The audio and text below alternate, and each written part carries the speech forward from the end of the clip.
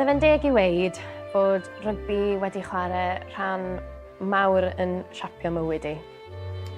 Mae'n rhieni'n wreiddiol o'r gogledd, ond mi symudon nhw i'r de rhyw 30 mlynedd yn ôl, a chyfod dad yn chwarae rygbi i dîm y Scarlet. Felly, tasa fe ddim am rygbi, mae'n bosib fydden ni wedi cael yng ngeni gog yn lle bod yn hwntw. Yn noson ges i fy ngeni, oedd dad i fod yn chwarae rygbi mewn gêm yn Abertawe.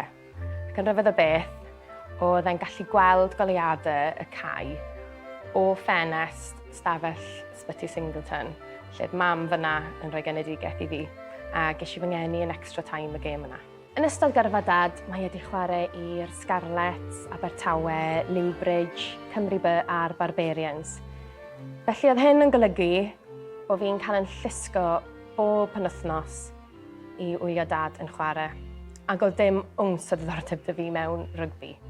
Yr unig ffordd oedd mam yn cael fi i fynd wylio'r gêm oedd drwy addo bod fi yn cael Tsips. Felly bob gêm, bydde dad ar y ca yn chwarae rygbi a bydden ni yng nghanol y dorf gyda mwy o ddiddordeb mewn Tsips. Gath dad 2 gais mewn gêm a ddiwedd y gêm nath e ofyn i mam beth ti'n meddwl o'r ceisiau, ac oedd mam yn gofyn iddo fe pa geisiau. Oedd hi wedi colli bob un achos oedd hi mewn caffi gyda fi yn Parc Ystradau yn bita Tsips.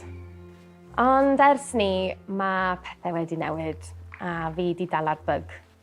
Fi bellach yn chwarae rygbi i glwb rygbi lleol, ond oedd rhaid fi weu celwydd golau wrth mam a dad pan ddechreuais i chwarae. Nathon nhw ddod i gasglu fi o ymarfer un diwrnod yn meddwl mai touch o'n i'n chwarae. A dyma peil o ferched yn codi off y llawr, a pwy oedd reit ar y gwaelod, llawn mwd, ond yn wen o glist i glist, oedd fi. Sim ots pa mor fwdlyd a chwyslyd a drewllyd i fi, sim ots dy dad.